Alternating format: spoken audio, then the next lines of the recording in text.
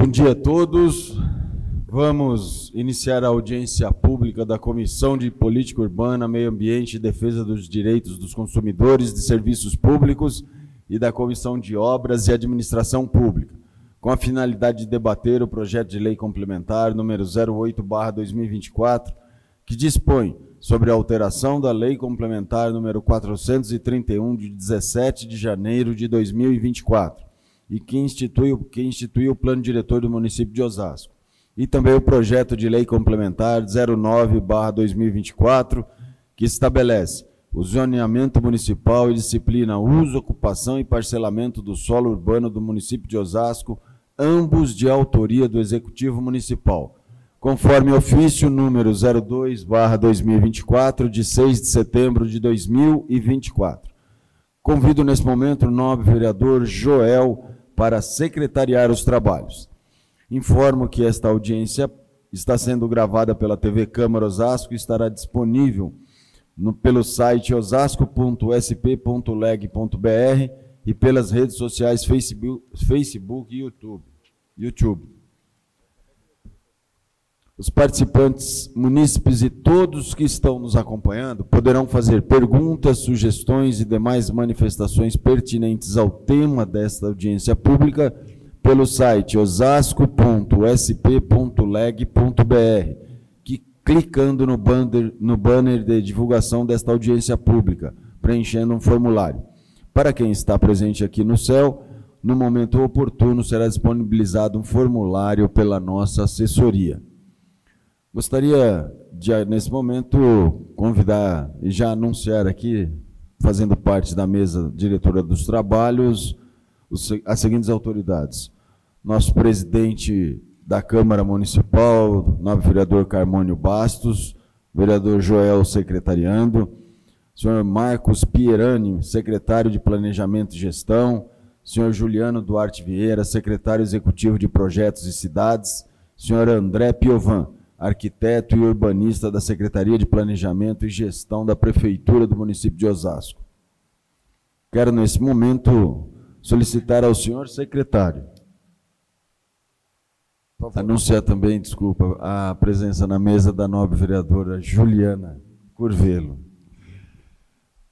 Solicito ao senhor secretário que anuncie a presença dos demais participantes desta audiência pública. Fazendo parte da Comissão de Política Urbana, os seguintes vereadores, daqui a pouco eu leio: Batista Comunidade, Fábio Chirian, Delbo Teruel, Juliana Gomes Curvelo, e fazem parte também da Comissão de Obras e Administração Política os seguintes vereadores: Zé Carlos Santa Maria, Julião Delbo Teruel e Michel Figueiredo. Vamos agora aos nomes, às autoridades. Doutora Ana Célia Alves de Azevedo,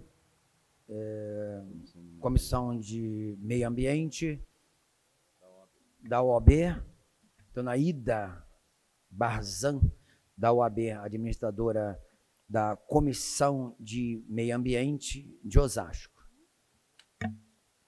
O Marcos Pirani, cargo secretária de Planejamento. Daniel Calior, secretário de Executivo, Secons, PMO. Juliano Duarte Vieira, secretário de Executivo, Procidade, PMO, e André Piovan, arquiteto urbanista. Esses são os nomes, presidente. Quero aproveitar e convidar o nosso secretário Daniel Calhós para descer aqui e fazer parte da mesa diretora dos trabalhos.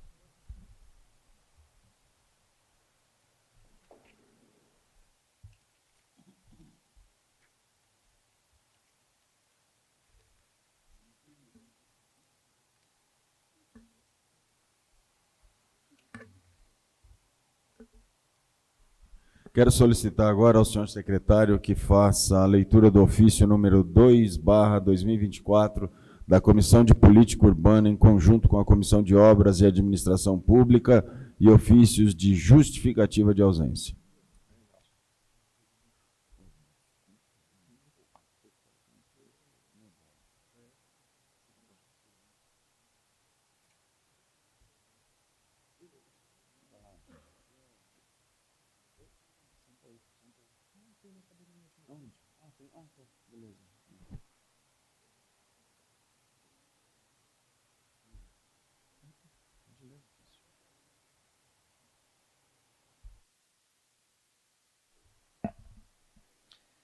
Ao excelentíssimo senhor Carmônio Gonçalves Basto, presidente da Câmara Municipal de Osasco, 6 de setembro de 2024, Osasco.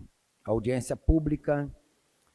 Senhor presidente, informo a Vossa Excelência que a Comissão de Política Urbana, Meio Ambiente e Defesa dos Direitos dos Consumidores e Serviços Públicos, conjuntamente com a Comissão de Obra e Administração Pública, deliberou sobre a realização de audiências públicas para debaterem sobre o projeto de lei complementar número 9 de 2024, que estabelece o zoneamento municipal e disciplina uso, ocupação e parcelamento do solo urbano no município de Osasco. E ainda sobre o projeto de lei complementar número 8 de 2024, que dispõe sobre a alteração da lei complementar número 431, de 17 de janeiro de 2024, que institui o plano diretor do município de Osasco, ambos de autoria do Executivo Municipal. Referidos audiências serão realizadas nos dias 11 de setembro, às 19 horas, no Centro de Educação Unificada, CEL, localizado na Avenida João de Andrade, 1355, no Jardim Santo Antônio, e no dia 14 de setembro de 2024, às 10 horas, no Centro de Educação Unificado CEL, localizado na Rua Teda Figueiredo Rega, 155, no Jardim Alvira. Dessa forma, solicito a Vossa Excelência a autorização para que referidas audiências sejam realizadas nos respectivos locais acima indiciados, assim como sejam disponibilizados os serviços necessários para a realização dos eventos. Dessa forma, solicito sejam expedidos ofícios ao Poder Executivo, convidando o senhor Antônio Marcos Pierani, secretário de Planejamento e Gestão do município de Osasco, ao senhor Luciano Camandoni, secretário de Tecnologia e Inovação e Desenvolvimento Econômico, ao senhor Daniel Calió Sanches, secretário executivo de Licenciamento e Cadastro Imobiliário, Controle do Uso do Solo do município de Osasco, e a Ordem dos Advogados do Brasil, subseção Osasco. Respeitosamente, Batista Souza Moreira, presidente da Comissão de Política Urbana, Meio Ambiente e Defesa dos Direitos do Consumidor e Serviço Público. E também José Carlos Ferreira da Silva, presidente da Comissão de Obras e Administração Pública. Presidente. Obrigado, nobre vereador Joel. Nesse momento, peço aí aos senhores vereadores presentes que queiram fazer uso da palavra, que se inscrevam com o nosso secretário, vereador Joel. Nesse momento também vamos dar início, então, às falas e, em primeiro lugar, vou solicitar aqui ao nosso arquiteto urbanista da Secretaria de Planejamento e Gestão da Prefeitura de Osasco, o senhor André Piovan, que faça a apresentação do projeto, colocando a tribuna à sua inteira disposição.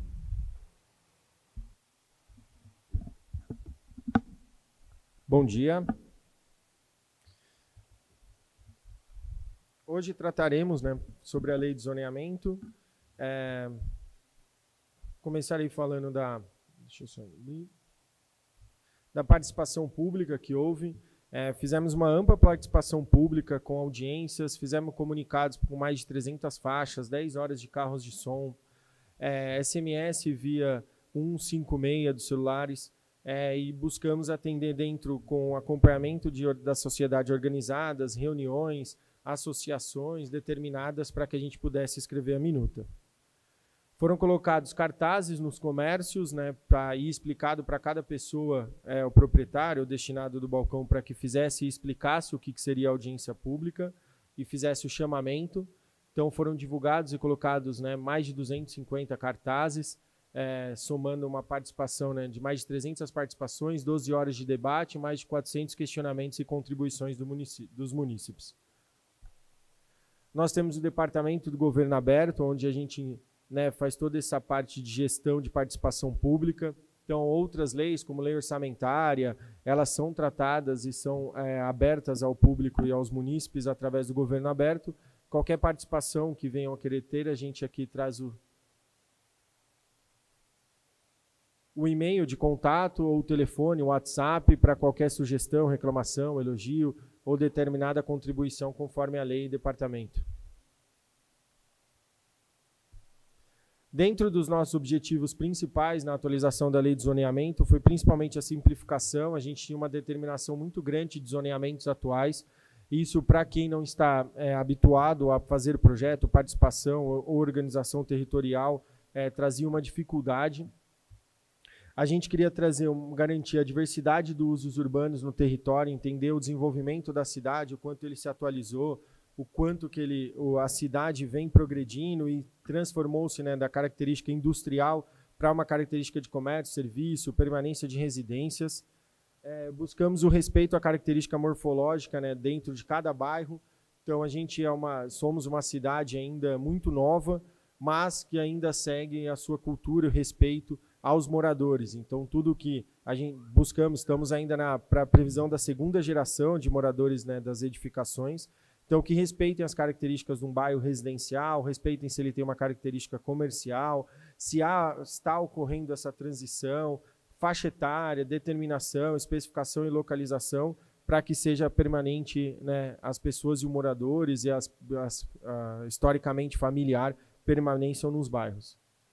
A adequação dos parâmetros urbanísticos conforme a macrozona, então o que vem de diretriz do plano diretor, se foi identificado como uma área ambiental, se foi identificado como uma área de característica comercial, a gente seguiu o que está feito e escrito no plano diretor. A racionalização dos usos, a forma como a possibilidade de verticalização e ocupação territorial. Então, a gente entender a densidade, onde que a gente pode aumentar, onde a gente pode ter o seu maior potencial construtivo dentro da cidade. A plena compatibilização e integração das EIs são as zonas de interesse especial, então a gente entender onde que a urbanização deve acontecer, onde que tem que ter a característica de novas unidades habitacionais de interesse social, onde que a gente carece, lembrando que a gente tem um déficit habitacional dentro do município alto e a gente precisa tentar minimizar isso.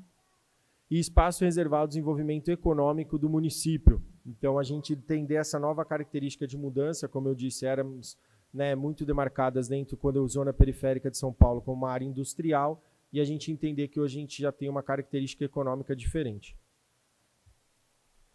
Durante as audiências, a gente fez algumas combinações e mudanças, né, como mudanças de zonas de exclusividade residencial, zonas de predominância residencial, e essas são as características do zoneamento que se permanece nessa minuta, que é a zona exclusivamente residencial, né, são zonas de baixa densidade, onde a gente busca ter atividade ainda, né, quem já acompanhou a apresentação vai ver como a gente tem atividade econômica acontecendo no município todo, e nessas áreas, sem descaracterizar as residências, pode ter atividade comercial de baixo impacto, sem entrada, sem atendimento público determinado, que não modifique nem a fachada, nenhuma identidade do que é não residencial.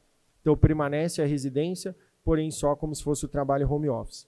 Já as predominantemente residenciais, a gente tem as características de um adensamento maior e tem a previsão para que aconteça atividade comercial de baixo impacto junto com as moradias. Zona de desenvolvimento econômico, está caracterizada pelas edificações de usos não residenciais. Então, são as zonas onde a gente busca ter essa organização empresarial. ZMIL são as nossas zonas de eixo de mobilidade urbana. Quem acompanhou o plano diretor tem os nossos eixos. É onde a gente busca a calha ideal para o transporte, né, que a gente tem o corredor de ônibus, corredor verde, ciclovia. Tem a parte não edificada, onde a gente aumenta o passeio público. São eixos onde a gente tem um adensamento, porém a gente tem uma via de urbanização consolidada com o eixo de transporte público. Zonas de comércio, zonas de centralidade, são as zonas conforme a gente fala, quanto menor o número, mais restritiva ela é. Então, a gente tem de 1 a 3.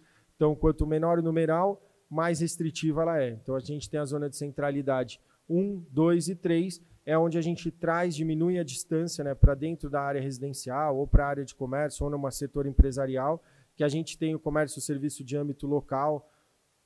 Para atendimento da área residencial, com uma centralidade, eu tenho uma farmácia, eu tenho uma mercearia, tenho um comércio, um hortifruti, um equipamento público, para que o munícipe não tenha que retirar o veículo da sua garagem, não tenha que pegar um transporte público, ele possa acessar esse comércio e serviço, ter oportunidade de emprego, sem ter um grande deslocamento dentro da cidade.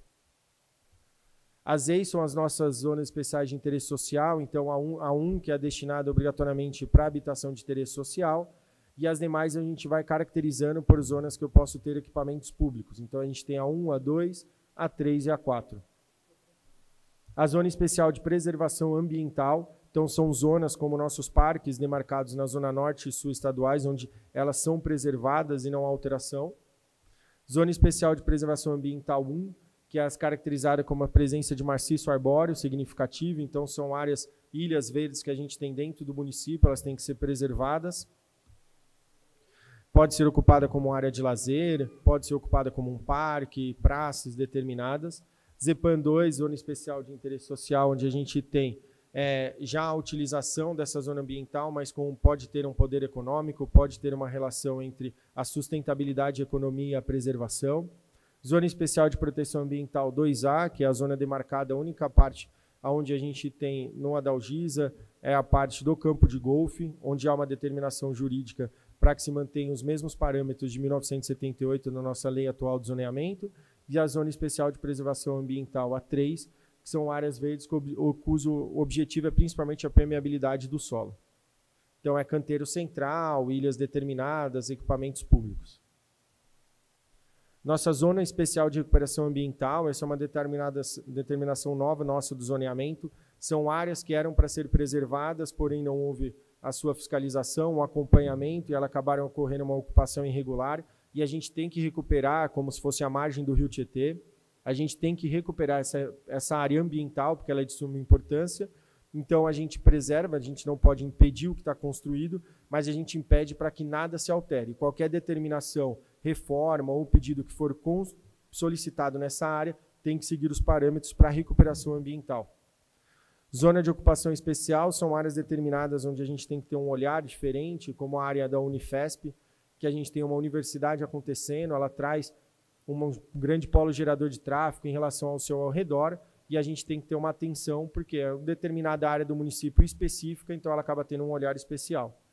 Zona do Tietê, são onde eram as áreas, né, das operações urbanas, Tietê 1 e 2, na região do quilômetro 18 até a região central. Então, são de suma importância pela sua localização, pela sua área geográfica, pela sua permanência urbanística, pelo seu acesso ao transporte público, pelo seu acesso à oportunidade de emprego, comércio, né, e serviço que há na região. Então, são áreas que a gente quer que se desenvolva e que sigam principalmente o que a gente entende que foi uma operação muito bem escrita e desenvolvida tecnicamente, agora trazida para dentro do zoneamento. A relação nossa do meio ambiente que a gente traz, né?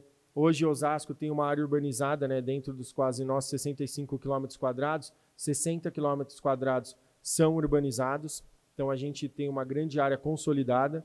Nossa parte de esgoto, né, sanitário, ele está em quase 90%, então a gente ainda tem uma meta aí de atingir os 100%. Nossa área de arborização de vias públicas, ela é de 80%, a gente está buscando cada vez aumentar isso. Hoje mesmo está acontecendo um plantio de mais de 5.000 árvores dentro do município. Então, a gente tem um índice que a gente está, dentro dos últimos 8 anos, buscando aumentar cada vez mais o seu índice por pessoa dentro de área vegetada no município. A gente traz isso dentro do zoneamento para que isso possa se potencializar. A urbanização das vias públicas, a gente está em 57%, e a gente também busca aumentar isso, principalmente colocando essas áreas de ZEIS, onde a gente tem um caráter de urbanização focado. Aqui a gente, né, dentro do mapa do estado de São Paulo, de sua demarcação. Então, quando a gente olha, a gente vê que Osasco vem numa projeção de preservação, né, tentando buscar o seu aumento ambiental, sendo que era caracterizada uma área industrial do estado de São Paulo. Um dos mecanismos que a gente traz para aumentar a taxa arbórea nossa é o índice de vegetação dentro dos lotes, que é a obrigatoriedade. A gente tem a taxa de permeabilidade, agora a gente tem o índice de área vegetada, que é uma área obrigatoriamente que ela tem que buscar a sua 100% de permeabilidade com área de vegetação. Então, eu vou ter ou um paisagismo, ou uma área de plantio, algo dentro do lote para que eu possa plantar uma árvore e eu poder aumentar meu índice de vegetativo dentro do município, fora ainda a obrigatoriedade que se permanece da taxa de permeabilidade. Então, ela passam a ser 2 índices diferentes. Porque antes eu tinha a taxa de permeabilidade, eu poderia deixar essa área só com pedrisco, como se fosse uma área de estacionamento, e não trazia área vegetativa. Agora, além de eu trazer a área de permeabilidade, eu também trago a obrigatoriedade da taxa vegetativa. Essa é a comparação do nosso mapa de 78 com o nosso mapa da minuta disponibilizada. Ela traz essa relação, a quantidade de área verde, que se manteve, né, aumentou em relação ao mapa de 78, a diminuição que a gente coloca dessa caracterização de zona industrial, que nossa agora é uma zona de desenvolvimento econômico.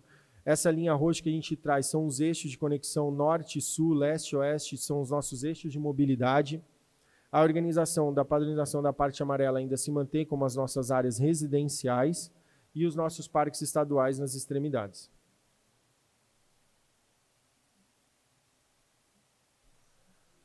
Esse é o comparativo só, né, trazendo que a gente teve uma mudança, né, que foi a minuta da primeira, antes da primeira consulta pública e o mapa de 78. Então, para você ver como houve uma atualização, a gente recebeu uma participação pública muito legal de comentários, de citações para que fosse levada para o mapa, para você ver como a gente atualizou ele e absorveu todos os comentários dessa participação pública que a gente teve. Mapa de 78 só na horizontal, que a gente, se fizesse algum zoom. Nosso mapa da minuta atual, também numa linha de zoom no sentido horizontal. Comparativo da relação que eu falei da gente atualização do mapa proposto na consulta pública e o que está proposto na minuta. Esses são os estudos que foram disponibilizados dentro, né, para a consulta pública agora, depois que a minuta foi escrita e está no poder aqui para a nossa audiência. Traz todos os mapas comparativos, então tem os mapas comparativos de bairro a bairro, temos os mapas em 2 escalas, são arquivos consideravelmente, né, de forma fútil falando, são pesados, são arquivos que tem para você abrir no computador ou abrir no celular, eles precisam, né, ter uma visão muito boa para você poder dar zoom, entender a sua rua, seu lote a lote. Tem a minuta disponibilizada, aqui todos os estudos que foram feitos, desde densidade, ocupação ambiental, determinações estão aqui, e o estudo do Euroclima, que foi o que a gente foi consultado, né, a região oeste, foi todo feito um projeto de estudo do Euroclima, uma instituição internacional, e nós tivemos 2 projetos para a área do quilômetro 21 e para a área do Munhoz, então um na região norte e um na região sul. Esse é o estudo do Euroclima na região norte. Então, a gente, né, fomos, né, contemplados com 2 áreas, região norte a parte do Munhoz e a região sul a parte do quilômetro 21, próximo à divisa de Carapicuíba. Essa área, né, do Munhoz que a gente determinada são áreas que a gente estuda como alto índice de permeabilidade para diminuir enchentes, aumento de taxa arbórea, tudo que pode ser para o estudo para tentar diminuir qualquer efeito climático dentro principalmente estudando o que é um total da região oeste, né? Cada um tem que fazer a sua parte, mas ele é uma parte, né, para fazer a sua função total, é uma região toda. Esse é nosso estudo de atividades econômicas dentro do município. Esses pontinhos pretos que a gente tem é onde há atividade econômica. Isso demonstra só nas nossas extremidades, onde há a preservação do parque, né, das nossas áreas verdes, onde a gente tem, que não há esses pontinhos pretos, você vê no resto do município inteiro a gente tem atividade comercial. Então, isso descaracteriza onde a gente entende dentro do município que você tem uma zona totalmente residencial. Você sempre tem compondo a residência com uma atividade comercial e determinadas áreas onde a gente tem já no mapa de calor de atividade, onde a gente tem essa concordância de atividade com residência. Então, quanto mais escuro, é só atividade residencial, quanto mais claro, só atividade, ou quanto mais escuro, só atividade econômica, quanto mais claro, só atividade residencial. Então, a gente vê que ele é vermelho praticamente em seu todo, só no setor militar, que a gente tem área branca, e só nas nossas áreas de preservação, que se mantém branco, e nesse setor remédios, industrial autonomista, nessa região central, principalmente interligado, a gente tem só ele mais vermelho escuro, que é só atividade econômica. Então, a gente vê que dentro do município ele se desenvolveu sempre tendo esse equilíbrio entre atividade econômica e atividade residencial. A gente trouxe, né, todos os dados do IBGE em relação aos nossos habitantes, quase 730 mil habitantes. Nossa relação do sétimo município mais rico do país. Então, tudo isso a gente levou em conta para também começar a estudar a densidade do nosso município, para a gente verificar quais áreas ainda podem ser potencializadas, se nós já estamos perto de um colapso, o que está acontecendo. Então, a gente estudou a área de cada, né, separou em 12 áreas. Dentro dessas 12 áreas estão esses bairros aqui, e fizemos o estudo da área, o estudo da população, o estudo de densidade de população, a quantidade de bairros, né, que a gente soma, que aqui estão 2 bairros, aqui estão 8 bairros novos, para que a gente começasse a fazer uma conta e entender como que está funcionando cada bairro com a sua população. Dentro a gente fez um estudo de tráfego dentro de cada bairro, que são em todo o município, que são esses pontos, essas bolinhas azul, a bolinha azul e a bolinha verde. Dentro desses pontos a gente estudou o tráfego, então como que ele acontecia, a quantidade de veículos, de pessoas, pedestre, o tempo de trânsito, para que a gente pudesse entender se é um bairro que sofre um grande fluxo de passagem, é um grande bairro que sofre um fluxo de permanência. Com isso, a gente foi levado para estudo de cálculo e entendeu principalmente a linha de trânsito, para a gente entender também como está o trânsito da cidade, esse impacto, se a gente está recebendo muitos carros, se a gente está fazendo, as pessoas se deslocam, fazem o seu caminho se deslocando da cidade de Osasco, como que isso está acontecendo hoje. Então, a gente tem uma classificação de AF para descobrir o trânsito de Osasco, de qualquer entidade, né? A classificação é de AF, e a gente foi verificar quanto A é um trânsito mais leve, F é um trânsito mais colapsado. A gente fez o nosso estudo de população, né? Hoje como é que ele vem crescendo, desde 1960, desde o seu começo de medição. Então, quanto a gente vem crescendo, e conforme a nossa faixa etária, né? Então, hoje a gente tem uma grande faixa etária na faixa dos 40 anos. Então, o que eu digo, né, da relação da gente estar na segunda geração da cidade. O nosso estudo que a gente traz, né, os comparativos de habitação, são isso, né, urbanistas e economistas e estudo econômico de cidade. Então, a gente teve a relação, o que é o per capita habitacional, né, ideal, para ver como é que a gente está. Então, a gente vê que, conforme o IBGE, nossa tabela de densidade urbanística ideal não está tão alta. O que a gente traz é um estudo de até 2048 de qual que vai ser a nossa população. Então, a gente não vai ter um alto índice de crescimento, né, porque a taxa de natalidade no município está caindo. Então, a nossa ideia é até 2048 que a gente tenha quase 740 mil habitantes. Então, a gente vê que o estudo, por mais que seja de densidade do município, ele está muito mais atrelado à oportunidade de habitação do que a relação de quantitativo de habitantes que a gente vai ter dentro do município. Então, esses foram os estudos e as classificações conforme as 12 zonas que a gente fez e a classificação do seu trânsito conforme. Então, a maioria do nosso trânsito é região C, trânsito mediano. A gente está numa base ideal, a gente não tem nenhum grande fluxo ou trânsito para colapsar. Somente na região parte 8, que é essa extremidade aqui, onde a gente tem a Dalgisa, a Viliária, até o Campesina, mas um grande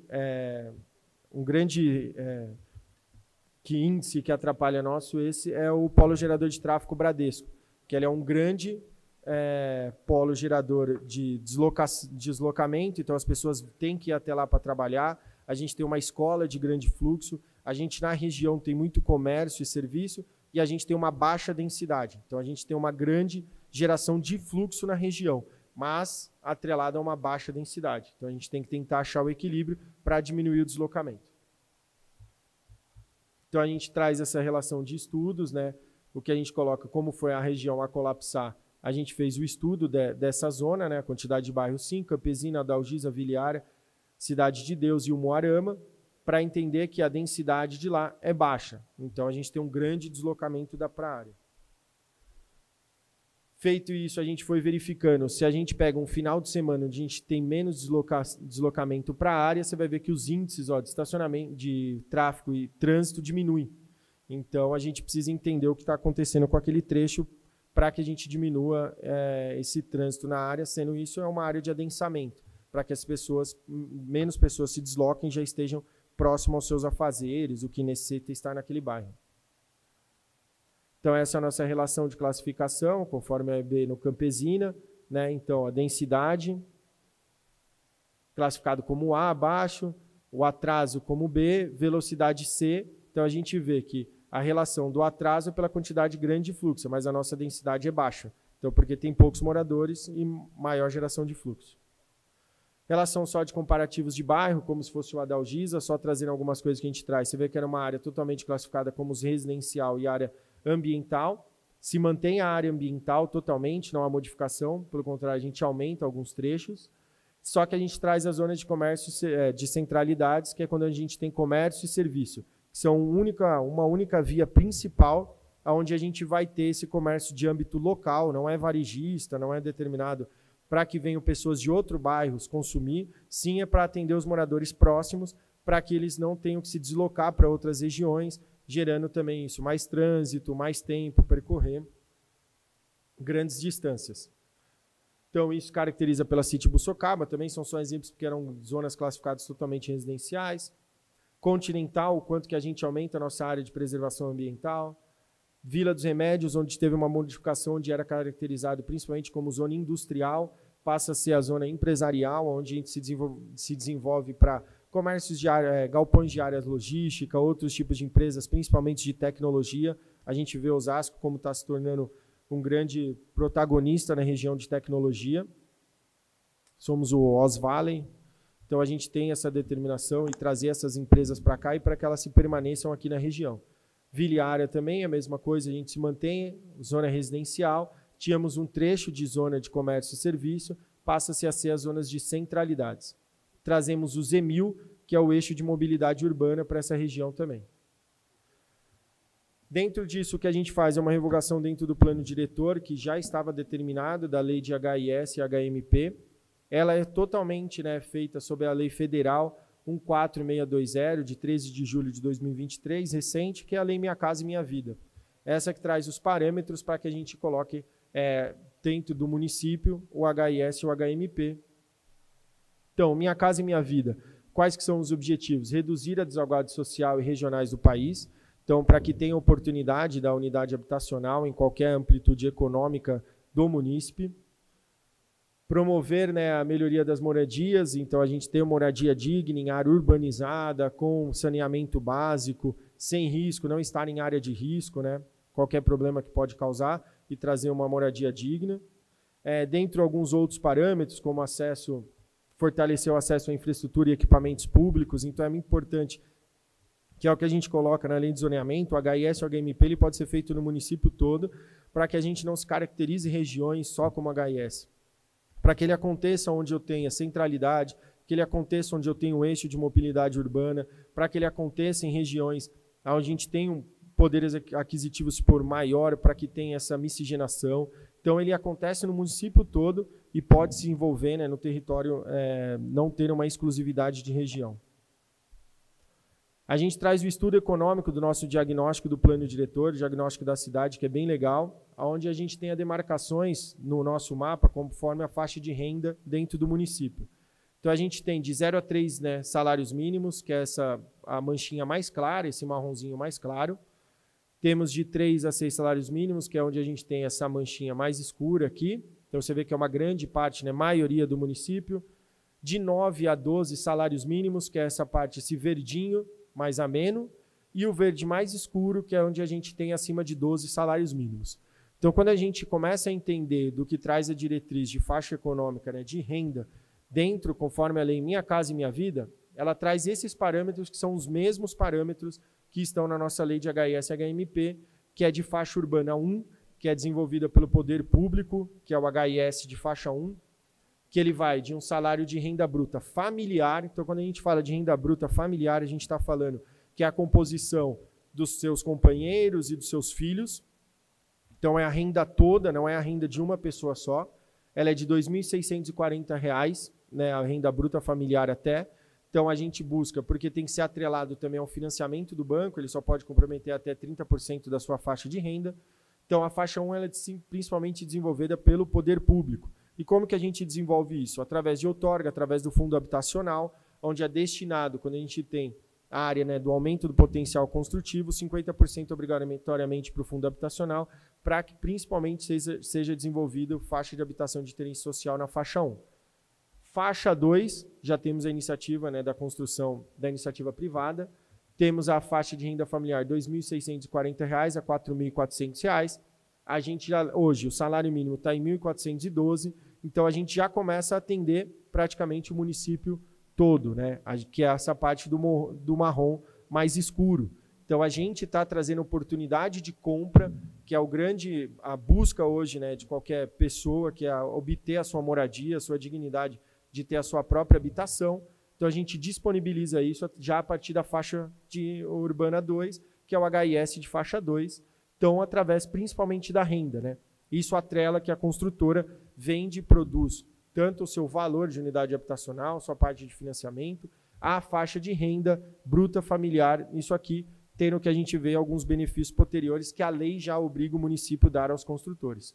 E a faixa de renda número 3, que vai, né, que é o HIS de faixa 3, que atende toda essa nossa parte populacional, né, da faixa do marrom também até essa faixa do verde mais claro, a faixa urbana de renda familiar 3 até R$ 8.000 de salário bruto, de renda familiar bruta, de atendimento, então, cada vez mais ampliando para que as pessoas tenham acesso à sua primeira unidade habitacional, possa sair do aluguel, possa sair de área de risco ou áreas não urbanizadas. Mas tudo isso na lei ela também traz algumas obrigatoriedades que o município ele tem que atender para que crie o incentivo. Então, devendo incentivar no mínimo 2 das seguintes condições. Isso traz no artigo 13, é a própria lei que traz. Então, a gente buscou isso dentro do município. O aumento do direito de construir sobre o terreno que se possa produzir HIS. Então, dentro da nossa lei, a gente traz um aumento de 1,5. Então, se o coeficiente básico é 2, se o construtor faz HIS, ele ganha mais 1,5. Então, ele vai para 3,5 dentro do seu coeficiente básico.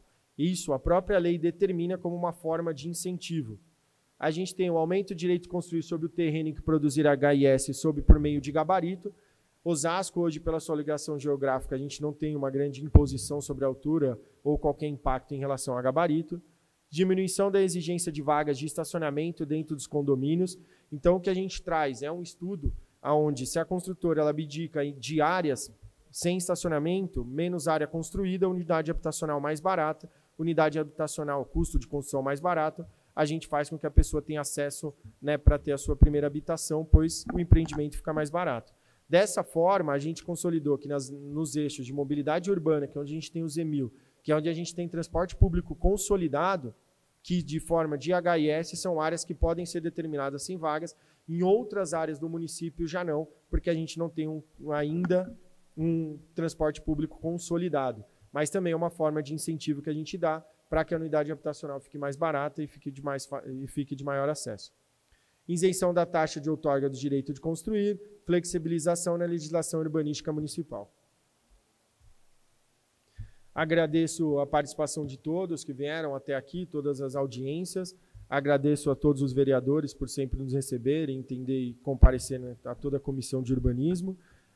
Peço a participação de todos para que façam seus comentários, para que a gente possa enriquecer mais ainda o processo. Obrigado.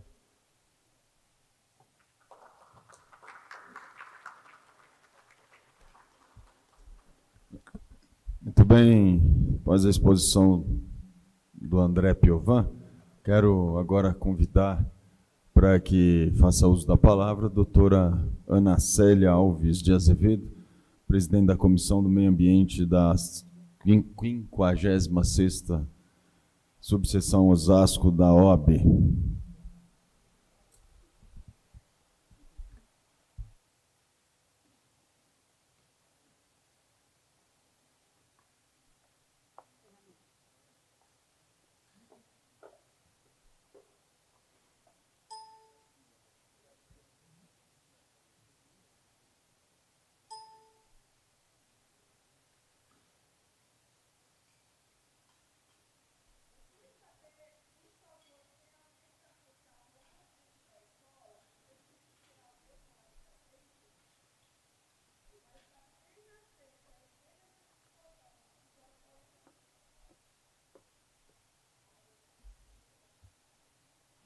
Qual é a placa? O tipo e a placa do carro.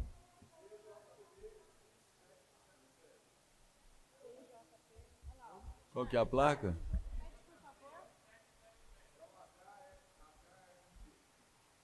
Achou.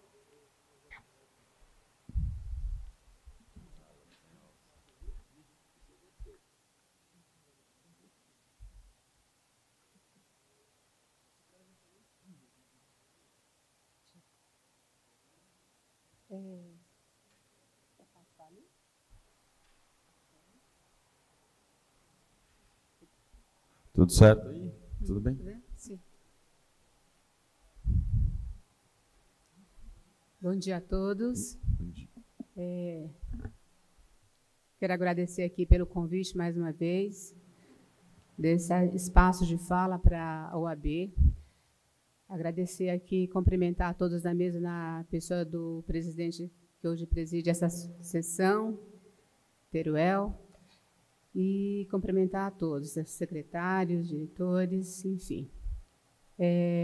Bom dia a todos aqui presentes. Inicialmente, eu vou protocolar aqui pessoalmente as nossas questões. A comissão da OAB formulou cerca de 25 questões para essa audiência pública, para nós contribuirmos. Já colocamos no site também, mas como já ocorreu de algumas perguntas não chegarem pessoalmente, então a gente fez questão também de trazer essas questões aqui para que a mesa possa protocolar. Tá bom? Vou deixar aqui, então, entregar. Então, feito o nosso protocolo aqui, das nossas questionamentos, né, sobre isso, contribuições. Afinal de contas, a Comissão de Meio Ambiente, ela não está aqui apenas para apontar, mas principalmente para a gente contribuir junto. Esse é um processo de construção da nossa cidade, né? E falando um pouco da nossa comissão, qual é o nosso papel e a nossa missão dentro da comissão? A Comissão de Meio Ambiente da OAB, ela tem como principal ponto e principal objetivo e missão a defesa do artigo 225 da Constituição. Eu já venho falando isso algumas vezes já, dentro das nossas audiências públicas, e justamente por quê? E como é que a gente faz isso?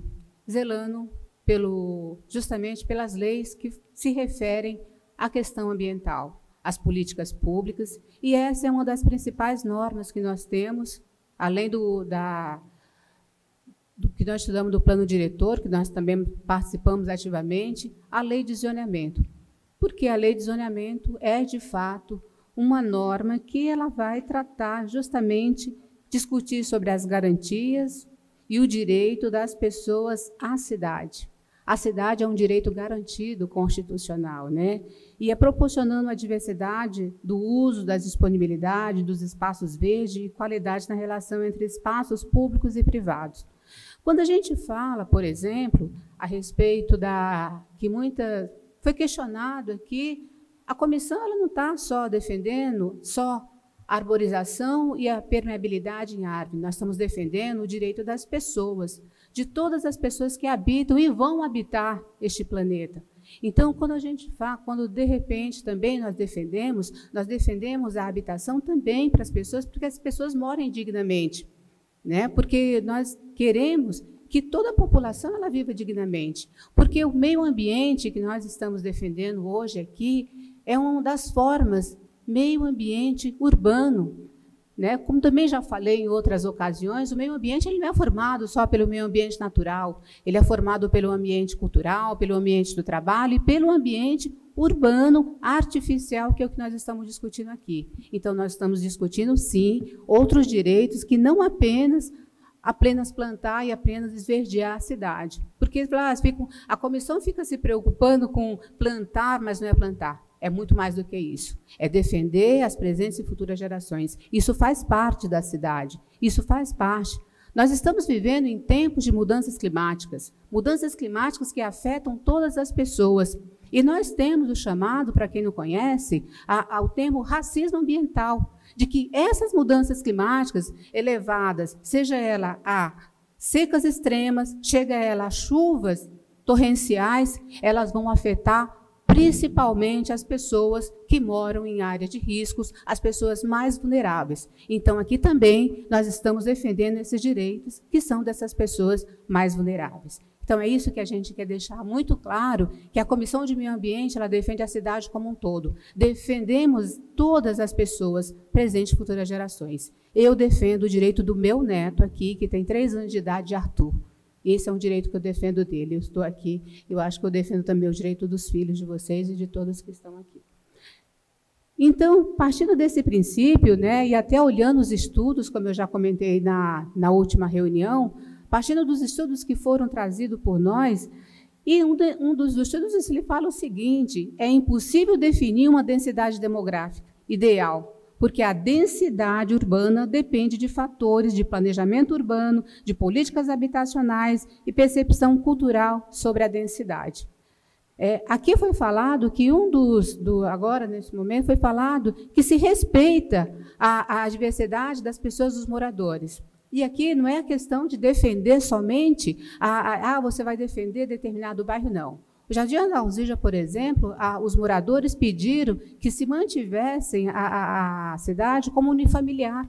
E veja, hoje, o que ele foi descoberto, que eles não será um bairro só unifamiliar, eles terão prédios construídos. Então, com a nova mudança, e por que a gente está rediscutindo aqui, isso nós já discutimos no poder público? Porque essa norma, quando estava no poder executivo, tinha outras definições e vieram para a Casa Legislativa com outros conceitos. Então, a gente precisa, sim, rediscutir esses conceitos, toda a população.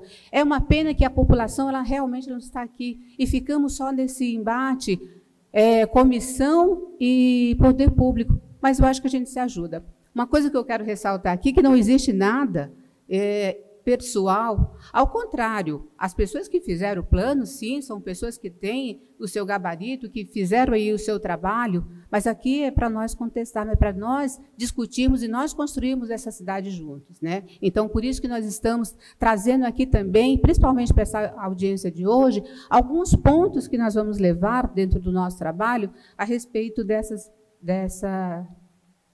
do que vai ser discutido hoje, questões que nós levantamos dentro da nova lei que está sendo proposta. Veja que, observando as tabelas, né, dadas pelo Plano de Mobilidade Urbana, percebe-se que os bairros eles têm características diferentes. A gente não pode dizer que os bairros não têm características diferentes. Cada bairro aqui de Osasco, a gente tem que levar em conta as pessoas que moram nele e suas características. Coisa que, quando a gente olha mais a fundo, a gente percebe que essas características elas não foram observadas, né? E aqui eu gostaria até de trazer, porque quem vai falar aqui também na nossa comissão é a senhora Ida Barzan, dizer que a nossa comissão ela não faz parte só de advogados, embora seja da UAB. É uma comissão multidisciplinar, onde nós temos vários profissionais. E a Ida ela é administradora, mas ela é também moradora aqui do bairro Norte, então da Zona Norte. Então, ela vai falar com propriedade do que ela sente aqui. Então, nós temos dentro da nossa comissão também pessoas, engenheiro, biólogo, e é esse também que nos dá o suporte para nós falarmos aqui, né? Então, veja que dentro do próprio estudo que eles fizeram, trouxeram as vantagens. Então, a gente aqui também tem que apontar algumas desvantagens, se a gente olhar para o plano só pensando nele, em densidade versus tráfego, versus mobilidade, como é esse crescimento. A gente tem que pensar de forma mais local, como é que as pessoas...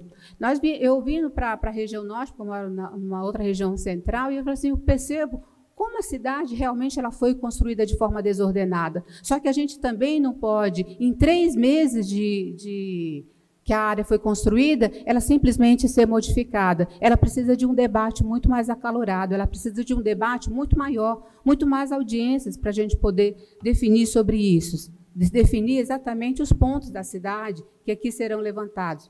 Osasco, por exemplo, faz parte do desenvolvimento comum, né, dos ODS. E o ODS 11, por exemplo, ele traz aí, tornar a cidade, os assentamentos humanos inclusivos, seguros, resilientes e sustentáveis. E também não é verdade que a lei 1478, há quase 40, não teve modificações. Nós tivemos vários pontos que foram modificados. Aliás, desde 88 que essa lei vem sendo modificada. Ela foi modificada em 88, em 2013, que teve uma grande mudança, e em 2017 também ela teve mudança. Então, não é uma lei que simplesmente ela não foi mudada há 40 anos. Ela já teve as suas modificações com várias leis complementares. Então, é isso que a gente também trata aqui, falando sobre essas questões, né? Bom, e a lei, inclusive, que nós vamos modificar agora, que está sendo trazida com lei plano diretor, ela era muito mais permissiva, ela era muito mais, defendia muito mais o meio ambiente. E é por isso que nós, desde do plano diretor, desde o zoneamento, quando estava sendo discutido, a gente pediu para que o artigo 130 dessa lei se mantivesse. Por quê? Porque ele trazia, de fato, uma proteção muito maior para o nosso meio ambiente. Né? Sendo que hoje a gente percebe que com essas mudanças vai trazer um prejuízo se nós não tivermos ajuste nela. Vamos modificar a lei, não, mas podemos fazer ajustes nela. Bom, e aqui a nossa fala também é no sentido de que, por exemplo, o que nós defendemos aqui? É a área de preservação do meio ambiente, né? São as áreas que, justamente, que têm aí um significativo arbóreo. E hoje nós estamos permitindo, nas EPANs 2, por exemplo, que tenham inclusão e aumentou a taxa de ocupação dessa cidade, inclusive com serviços. Então, nós precisamos repensar como é que essas taxas de ocupação elas vão ficar. E aí eu passo agora, porque a gente também dentro da comissão, nós queremos contribuir, nós queremos discutir. Então, a gente só vai levantar alguns pontos, trazer algumas sugestões aqui, para começar também continuar esse debate. Né? Aqui. Lei de zoneamento, né? Então, no quadro 2 que a gente trata, então, que eles tratam de toda a forma como vai ser construída a cidade, coeficientes e tudo mais. Então, o que a gente quer? Os mapas por bairros, né? Não foi disponibilizado os mapas, foi feito um bairro, não, mas o que nós queremos é que esses mapas por bairros, ele conste da lei, que ele seja acoplado a essa lei, coisa que ele não está. Tá? Então, uma coisa é você ter um mapa, outra coisa é os mapas. Por quê? Porque a pessoa ela precisa entender. Entendeu, Juliano? Quando você entra no mapa, por bairro, a pessoa não compreende muito. Quando ela olha para o mapa, eventualmente, por bairro, ela compreende. Então, nós queremos que o mapa por bairro, ele passe a constar dessa lei. Isso foi um ponto que nós levantamos dentro da comissão e que não está, e é por isso que as pessoas não estão, talvez, compreendendo muito. Tá? Então, os mapas por bairro devem integrar a lei, tabela de zoneamento, cada bairro, como constavam anteriormente. Tá? Tendo em vista que no quadro 2 constam as novas zonas e o uso permitido, para evitar dúvidas e questionamentos, sugerimos também que sejam disponibilizados e incluídos no seu texto. Essa é uma das nossas reivindicações que acredito que não vai ser tão difícil, né, para disponibilizar. Tá. Bom, pela forma que escrita a minuta, não ficou clara, então, qual a altura máxima permitida para os novos edifícios. Qual será? Se for mais de uma altura, por favor, divulgar as duas maiores. Então, a gente precisa que isso seja divulgado com as alturas. Isso precisa ficar muito claro, coisa que também não está claro na lei. Né? Então, isso também é um questionamento que nós fazemos e que precisa estar claro. Zona de preservação permanente. Aqui a gente vai voltar a falar sobre a zona de preservação permanente, apontando na lei. Né? As áreas de preservação permanente, chamadas EPANs, né? E EPANs 2A, passou a permitir construções de moradia, coisa que eu já falei, verticalizadas. Né? Significa o quê? Significa prédios. Então, nós estamos mudando a estrutura da cidade. E aquelas pessoas que não tinham prédio ao seu lado, como é que vão ficar? E o direito adquirido dela? E das pessoas que tinham seus loteamentos desde a década de 70? Então, a gente vai tirar o direito dessas pessoas? Também nós discutimos sobre o direito adquirido dessas pessoas. Então, é necessário que essas pessoas também, já que nós estamos pensando na cidade e nós estamos garantindo o direito que essas pessoas moram na cidade, não é justo que hoje, de repente, amanheça um arranha-céu ao lado da casa dela. Então, a gente precisa pensar sobre essas questões. A lei não deixa claro quais comércios e serviços serão autorizados em cada CEPAM, já que nelas estão incluídos R1, R2. Então, veja, com essa nova redação que foi dada à ZERPAM, eles juntaram tudo, R1, R2 e tal, então você não sabe exatamente quais são os serviços que estão previstos. Então, a gente pode deixar isso mais claro. Pedi à equipe que deixasse isso um pouco mais claro e o Poder Legislativo pudesse levar também em consideração essas questões. Outro fator também que a gente está aqui sobre os parques esponja. Os parques esponja, é uma ideia boa, sim, a gente não vai falar que seja uma má ideia a respeito disso, mas assim, existem algumas dúvidas, né, sobre isso. Um minutinho. E quais são as dúvidas, né? A norma fala em parques existentes ou propostos, né? E não foi apresentado nenhum estudo aonde a cidade poderia construir esses bairros.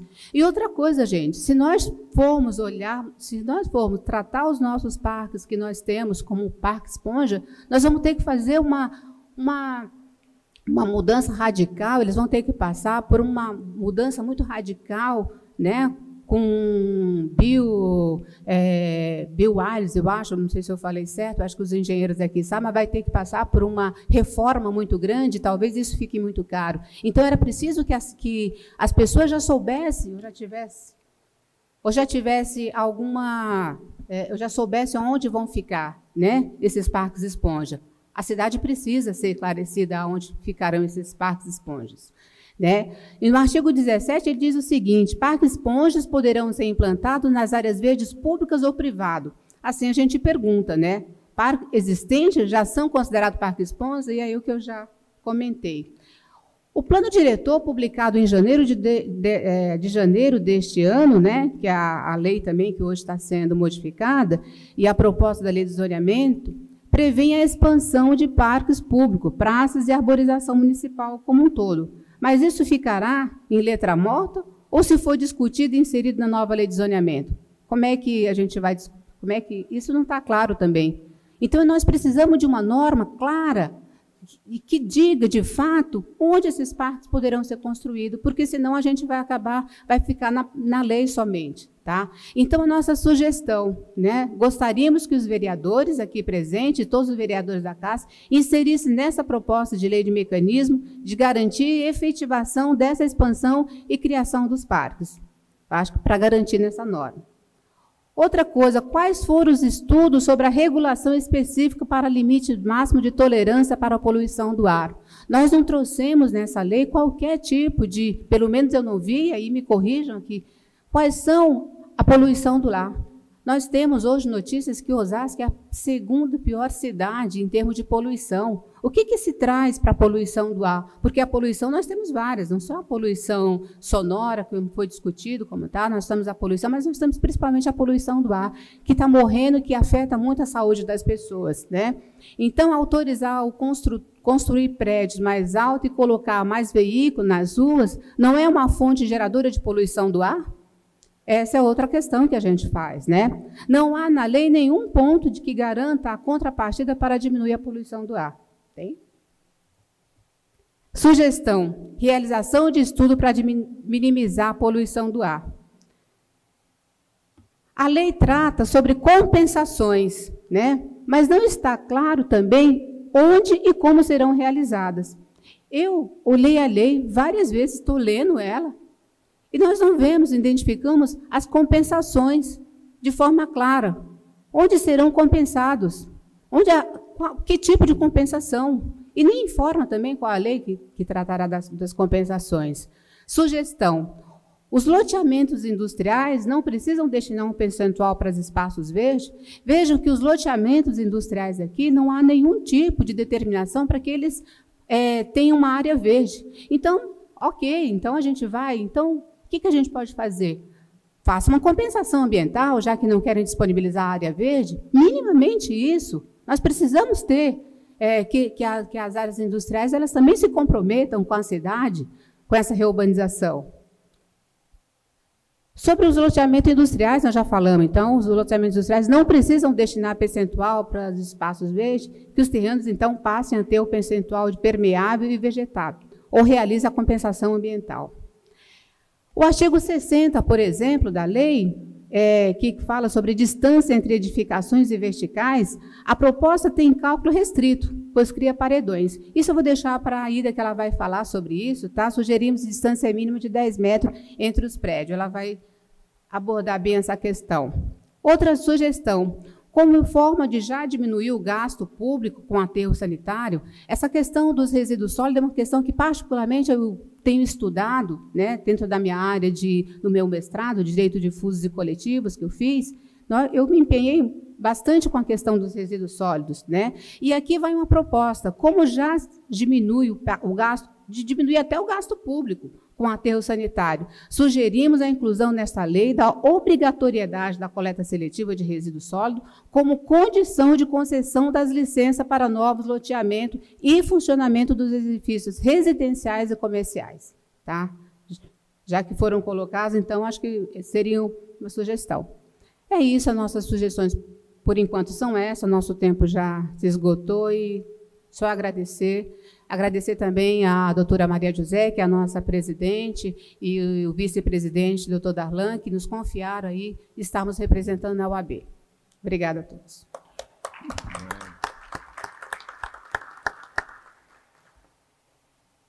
Obrigado, doutora Ana Célia, pela apresentação. Quero convidar aqui a senhora Ida Barzan, administradora e membro da Comissão de Meio Ambiente da 56ª Subseção de Osasco, da OAB, colocando a tribuna à sua inteira disposição por 10 minutos, é isso?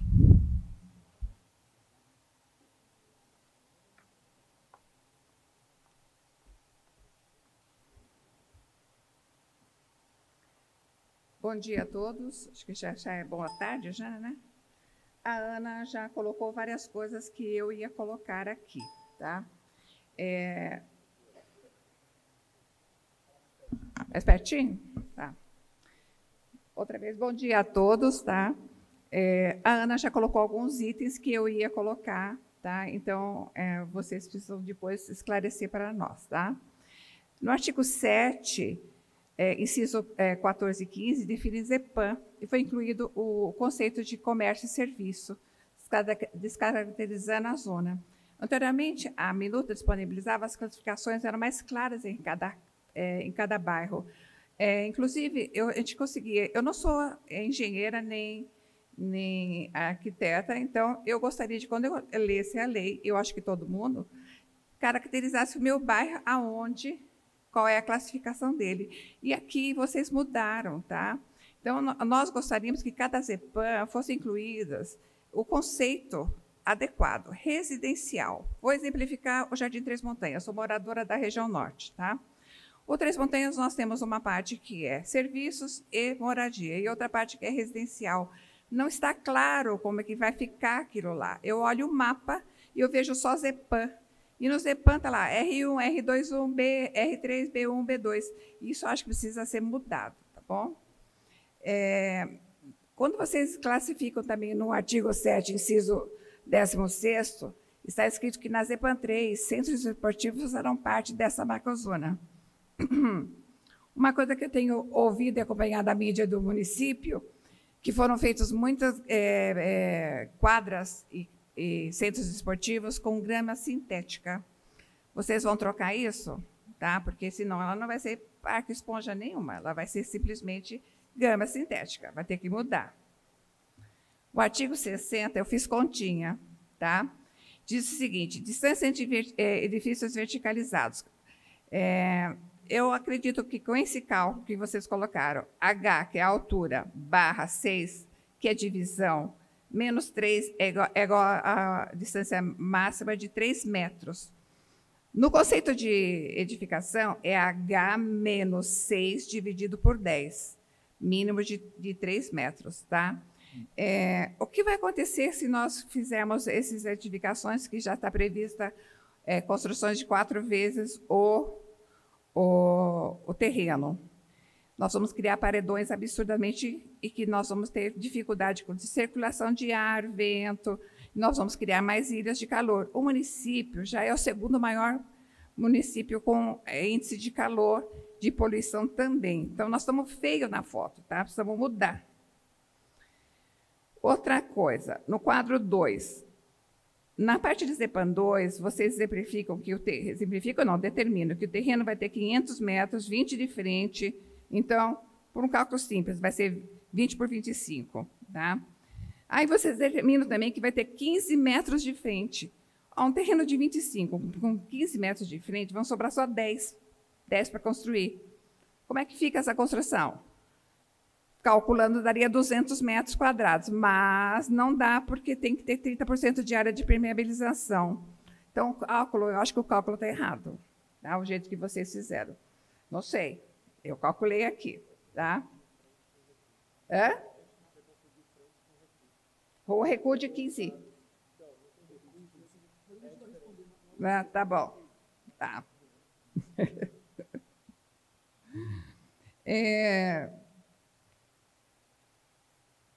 Aquilo que a Ana já falou, tá? No quadro 2, vocês estão colocando a lei de zoneamento, mas os mapas, eu olhei mapa por mapa, tá? E eu acho que ele também tem que ser incluído na lei e ficar mais claro para a gente olhar. Não é somente o engenheiro e o arquiteto que vai olhar a lei, eu também vou. Eu sou economista, então eu acho que eu também quero chegar lá e falar, não, eu quero fazer não sei o que na minha casa, e vou lá ver meu enquadramento na lei. E não está claro, tá? Então, eu acho que vocês precisam incluir também na lei, fica mais fácil. Talvez aquela primeira tabela que vocês colocaram naquela que vocês disponibilizaram para nós, lá na OAB. Era bem claro, bairro tal, Z1, barra não sei o quê, R2, tá? Eu acho que seria só isso, tá bom? Eu, como moradora do Jardim Três Montanhas, estou numa área de preservação. E o que está acontecendo ali não está sendo preservado nada, tá? Nós temos lagos que não estão sendo cuidados, nós temos um parque que está degradado. A parte de saneamento que vocês falaram que 95% do município está saneado, então nós fazemos parte dos 5 que não está, não tem rede de esgoto, não tem nada disso, tá? E esse esgoto está caindo dentro do parque. Precisamos mudar essa realidade, tá? Não queremos ficar nos 5%. Então, eu gostaria que a prefeitura, o município todinho desse atenção para a Zona Norte. Jardim Três Montanhas está degradado, está acabando. E ali não pode, nós somos a área verde, tá? Nós temos a fazenda, nós temos o projeto do Ecovilas, que no começo eu fui contra, mas agora sou a favor. Eu acho que ele vai ser bom, tá? Então, precisamos mudar aquilo ali, bom? Então, é só isso que eu tenho a dizer. Muito obrigada por tudo, tá? E a Ana já tinha colocado tudo que a gente tinha de dúvida, tá bom? Muito obrigada. Muito bem, Dá. Muito bem.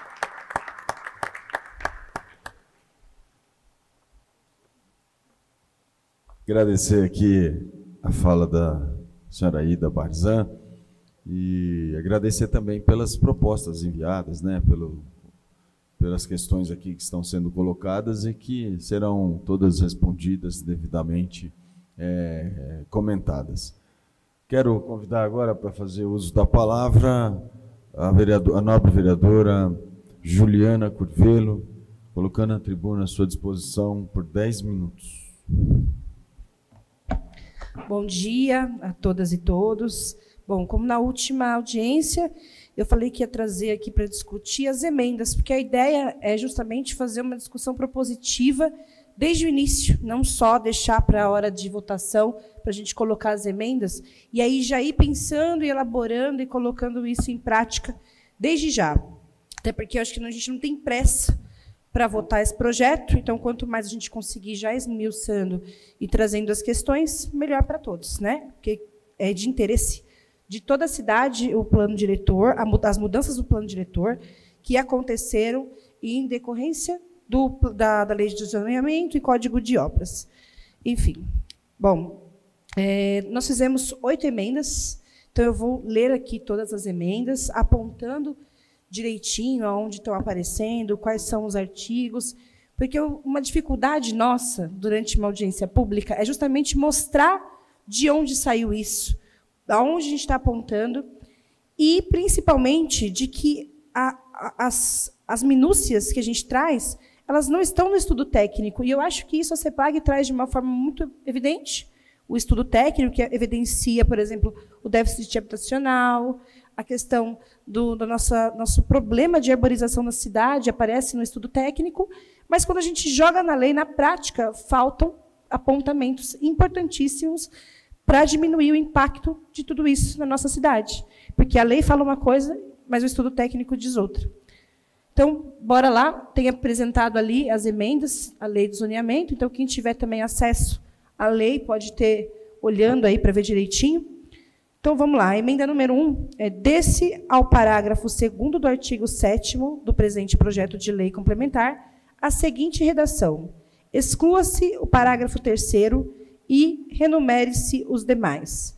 O parágrafo 2º: em caso de fusão de lotes pertencentes às zonas distintas, a taxa de ocupação, o índice de aproveitamento, a taxa de permeabilidade e índice de área vegetada devem prevalecer os parâmetros mais restritivos dentre as zonas de uso envolvidas. Justificativa: a presente emenda objetiva incluir o índice de área vegetada como parâmetro a ser considerado e a adoção de critérios restritivos para a fusão de lotes, fundamentados pela urgência ambiental vivida pelo município.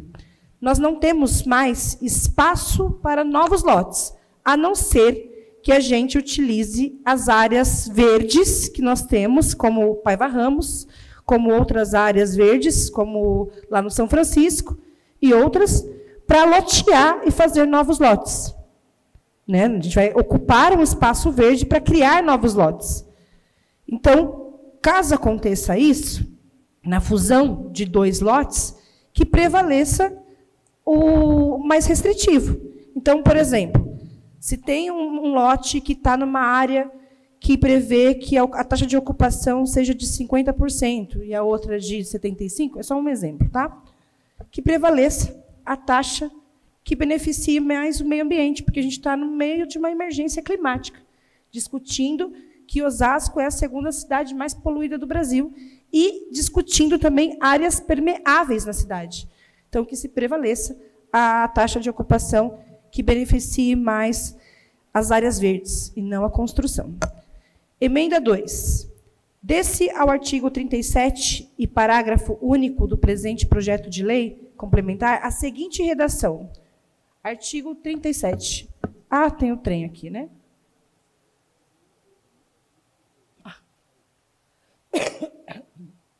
Eu não sou ruim com a tecnologia. Desse ao artigo 37 e parágrafo único do presente projeto de lei complementar, a seguinte redação. Artigo 37. Independente da categoria de uso, as áreas maiores que 5.000 metros quadrados deverão ser arborizadas e tratadas paisagisticamente, recebendo vegetação de porte na proporção de, no mínimo, 300 árvores por hectares. Parágrafo único. O disposto nesse artigo poderá ser revisto por plano de arborização do município, considerando o exposto no caput como parâmetros mínimos. E aí, lembrando que a gente ainda não tem um plano de arborização no município. Justificativa. A presente emenda busca elevar o alcance do dispositivo, reduzindo a área de terreno alcançadas pela norma. Além disso, o parágrafo único concede autorização ao Executivo para alterar o parâmetro de modo a elevar a arborização, estabelecendo o texto como mínimo. E qual que é esse porquê dessa emenda? Para obrigar maiores construções a arborizar o terreno. Porque não adianta também a gente ter habitação sem árvore, porque sem árvore, sem oxigênio. Sem oxigênio, a gente morre. Emenda 3. Suprima-se os parágrafos do artigo 39 do presente projeto de lei complementar. Não, estava lá ainda. Justificativa. Os referidos dispositivos concedem autorização genérica para alteração das categorias de uso aprovadas por essa ilustre Casa Legislativa pelo Executivo, sem definição de parâmetros mínimos, promovendo elevado risco de descaracterização da lei aprovada. Na última audiência, conversava com o Juliano, conversava com o André, sobre a necessidade de deixar explícito na lei alguns pontos, porque ela dá brechas, dá muitas brechas. E, neste ponto, não dá a definição de parâmetros e pode descaracterizar completamente a lei. A gente vai votar e fazer, e construir, se for executar, um projeto que ele não tem parâmetros, e aí pode abrir a porta, passar a boiada para a especulação imobiliária e fazer o que quiser na nossa cidade. Aí atende o interesse de quem? Da cidade ou das grandes empreiteiras? Emenda 4. Desse ao artigo 52 do presente projeto de lei complementar, a seguinte redação. Artigo 52. O empreendimento cuja área vegetada alcançar 30% do lote terá acrescido 10% de seu coeficiente de aproveitamento. Justificativa. A presente emenda tem por objetivo elevar a área vegetada necessária para que o empreendimento receba uma bonificação do coeficiente de aproveitamento e o objetivo é incentivar a ampliação da área vegetada. A área vegetada, né, com plantas, claro, tem que ter bastante coisa, não é só grama sintética, porque isso não é área verde, e a gente precisa colocar isso como sendo algo para pensar que nós temos hoje diversos campos na cidade, todos com grama sintética e borracha entre as plantas, o que não ajuda na permeabilidade do solo. Então, quando a gente vai falar de planta, é planta de verdade, tá? Não é uma arvorezinha em cima do concreto, como tem várias ilhas no meio do trânsito em Osasco, que se você cavar, e eu posso provar, que eu conheço algumas, e eu vi sendo construídas, alguns espacinhos verdes na cidade, assim, no meio do trânsito, sabe, no meio da avenida, aquelas rotatórias, que é concreto, um bloco em volta, assim. Gente, é só uma farsa, é uma grande farsa de arborização e ambientes verdes. Depois eu vou cavar um. Eu mando a GCM me acompanhar, mas eu vou cavar um para mostrar que está errado aquele negócio. Emenda 5. Desse ao inciso 4 do artigo 80 do presente projeto de lei complementar, a seguinte redação. 4. 20% de área vegetada. Justificativa. A presente emenda objetiva elevar a área mínima destinada à área vegetada na área total que seja objeto de plano de loteamento. A alteração se faz necessária para ampliação de áreas verdes no município. Aí, de novo, né? Ampliar áreas verdes, porque meio ambiente ele não é luxo, ele não é privilégio de pessoas de classe média e alta. Quando a gente fala de um espaço verde que fica, talvez, numa área privilegiada de questão de salário ou questões sociais, a gente fala de um impacto que causa na cidade inteira. A gente não está falando só das pessoas que estão no entorno. E dizendo também que é importante a gente pensar que na periferia precisam ser criadas mais áreas verdes, né? E essas políticas públicas elas devem ser viabilizadas para gerar um incentivo econômico para atendimento dessa demanda. E isso precisa estar previsto na lei. É nesse objeto que nós estamos discutindo que ela precisa constar. Não dá para achar que cada pessoa vai tratar isso de forma subjetiva quando chegar a hora. Tem que estar escrito. Tem que estar escrito. Porque a lei ela serve para isso. Quando as pessoas falam assim, toda lei tem brecha, é por causa disso. Porque falta descrever de forma objetiva e nítida todos os objetivos, né? Emenda 6. Desse a linha B do inciso 1 do artigo 83 do presente projeto de lei complementar a seguinte redação. B. Jardins de chuva em lotes com área superior a 200 metros quadrados, localizados em áreas com alto índice de impermeabilização, a serem definidos em regulamentação específica. Justificativa. A presente emenda objetiva ampliar o número de lotes que deverão adotar jardins de chuva e áreas de alto índice de impermeabilização. A medida se justifica pelo notório contexto de mudança climática observado na atualidade, com destaque para os recentes enchentes que atingiram diversos pontos do país, em especial as ocorridas no estado do Rio Grande do Sul entre abril e maio de 2024. Essa medida, para ajudar na permeabilidade de áreas que não são permeáveis, e a gente coloca aqui uma sugestão que precisa ser planejada e regulamentada em lei, e aí entra de novo essa questão da gente já deixar previsto para que não exista brecha. Eu sei que existe a outorga onerosa para casos que fujam a isso, só que a gente não pode se aproveitar dela para deixar passar a boiada e fazerem o que quiserem com as áreas da nossa cidade, né? E por isso precisa ser regulamentado em lei e precisa ser incluído desde já, para que isso não fique uma abertura e um espaço para dúvidas, né? A emenda 7. Desse ao artigo 151 do presente projeto de lei complementar a seguinte redação. Artigo 151. O município elaborará um plano municipal de parques e esponjas no prazo de 180 dias, contados da sanção da presente lei complementar, que deverá conter, entre outras diretrizes. Justificativa.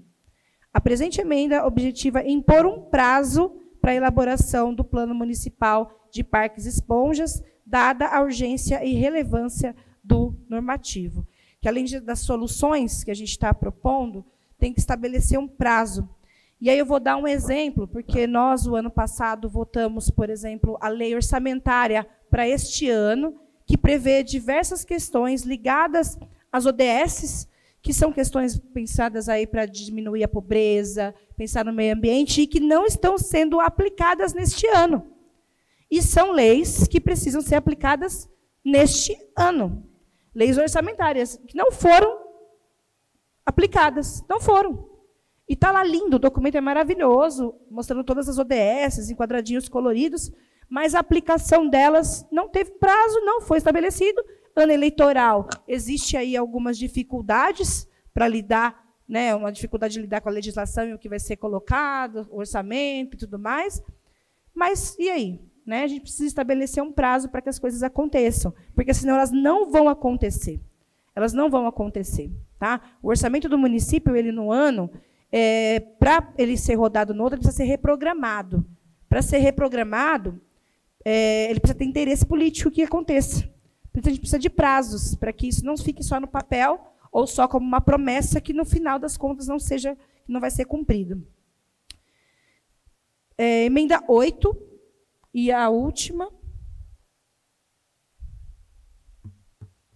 Acrescenta-se ao presente projeto de lei complementar o seguinte artigo 161, renumerando-se os demais. Artigo 61. Fica alterado o parágrafo único do artigo 94 da Lei Complementar número 431, de 17 de janeiro de 2024, para que conste com a seguinte redação. Parágrafo único. A produção de HMP, que é habitação de mercado popular, eu estava tentando lembrar mercado. Habitação de mercado popular será permitida nas EIs 1, desde que respeitado o limite máximo de 15% da área computável para o empreendimento. Essa parte, eu acho que é o que a gente precisa ter mais atenção em todas as outras que a gente está discutindo. A justificativa. A presente emenda objetiva a redução da área permitida para a produção HMP nas EIs 1, e a motivação é evitar que o direcionamento do incentivo econômico para a construção de habitações destinada à população de renda média, porque aí entra o padrão, né, que é a faixa 3, que é de 16 salários mínimos.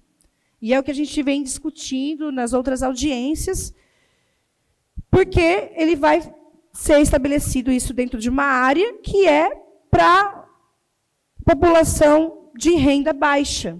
Então, para delimitar isso, para não abrir de novo uma brecha para ser construída habitação de valor alto, de até R$ 20 mil, reais em salário para poder fazer esse cálculo, numa área que é de faixa 1, por exemplo, né?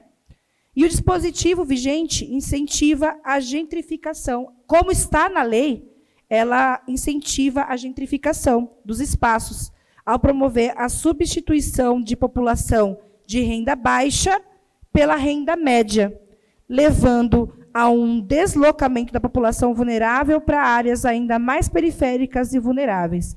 Assim, é vital estabelecer um limite às habitações de mercado popular que efetivamente direcione o setor privado à produção de habitação de interesse social, porque beneficia, de novo, aí, a população de renda média alta, porque eu acho que 20 mil de renda é uma alta, e as empreendedoras também, né? E a população de baixa renda, ela fica fora, inclusive, da cidade, porque não existe um espaço previsto e certo para que isso aconteça. Eu finalizo aqui dizendo que a gente não pode tratar o que está acontecendo no mundo, principalmente no Brasil, que hoje é o foco da catástrofe climática, com negacionismo, dizendo que meio ambiente é uma questão de elite, porque quando a enchente ela atinge a população que está nas encostas dos rios. Então, não é uma questão apenas elitista, é uma questão de ver a população que sofre com o racismo ambiental. E aí deixo esse recado específico para o Juliano, porque sempre ele vem trazendo aqui que a proposta de falar sobre meio ambiente é algo elitista, mas a gente sabe que quando acontece alguma catástrofe, ela vai atingir quem está no morro com deslizamento. A gente sabe que vai atingir a população que está na beira dos córregos. A gente sabe quem atinge. Porque quem vai morar no apartamento da Eco, ela não é atingida pela catástrofe climática da mesma forma. Então, nós estamos no mesmo barco, mas estamos em condições diferentes. Alguns estão na classe econômica, alguns estão com colete, e outros estão simplesmente esperando a água chegar, porque não tem saída. É isso. Muito obrigada.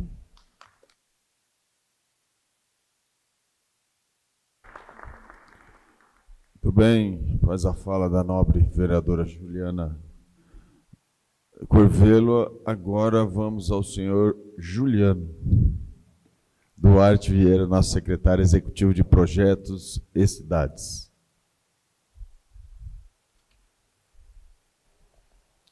Olá, bom dia a todos. Quero aqui, primeiramente, agradecer... Boa tarde já, né, vereador? Boa tarde a todos, então. Quero aqui agradecer, em nome do presidente Delbo Teruel da mesa, a todos os vereadores e a todos os participantes, a todos os membros da equipe técnica e a todos que venham disponibilizar aqui um pouco do seu tempo no sábado de manhã para poder discutir uma lei que é tão importante para o município, né? Só fazendo um adendo aqui da fala da vereadora Juliana, realmente, vereadora, o meio ambiente é onde nós estamos inseridos, e um pouco da minha fala na última audiência pública, que foi um pouco mais acalorada, foi querendo dizer que realmente a única pauta que estava sendo tratada numa lei que é tão abrangente estava sendo a criação de áreas verdes, né? E que não é o único assunto importante para o desenvolvimento de uma cidade. Ele é muito importante, extremamente importante, mas tão importante quanto a criação de habitações de interesse social, como a senhora propôs aqui. Eu quero agradecer todas as propositoras. Eu acho que essa audiência ela foi muito mais produtiva. A gente conseguiu agora ter um esclarecimento melhor de todas as demandas que estão vindo. E é claro que a apreciação de todas as emendas propostas e todas as sugestões também propostas pela OAB. Também agradeço à OAB sempre, doutora Ana Célia, Ida, sempre presente nas audiências. Que agora passa por uma análise do Legislativo, e a gente está sempre à disposição, viu, presidente, para a gente poder ajudar tecnicamente naquilo que for necessário para as tomadas de decisão. Então, é extremamente importante a gente discutir realmente essas proposituras e ver a aplicabilidade delas, né? Achei algumas bem interessantes aí, a gente já está começando até, inclusive, estudar elas aqui. Falar um pouco da urgência, né? A vereadora falou que ela não tem pressa, mas o município tem, porque...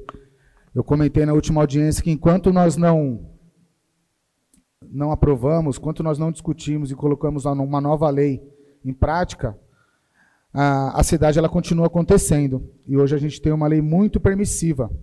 Hoje a gente pode apresentar um projeto na prefeitura, construir diferente e depois entrar com pedido de regularização dessa edificação que eu construí errado, que eu construí de maneira errada, sabidamente. E isso está acontecendo nesse momento.